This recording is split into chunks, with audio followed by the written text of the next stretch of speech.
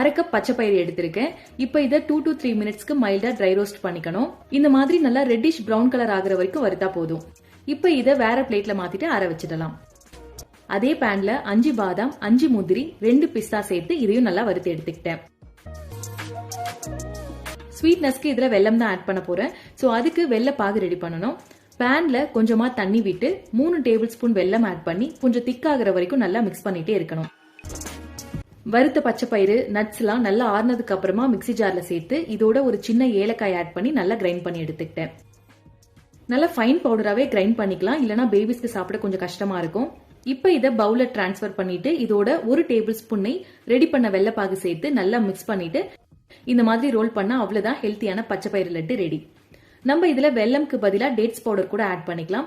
In case dates powder add பண்றதா இருந்தா பைண்டிங்காக 3 to 4 table spoon அளவுக்கு நெய் சேர்த்து மிக்ஸ் பண்ணிக்கலாம்.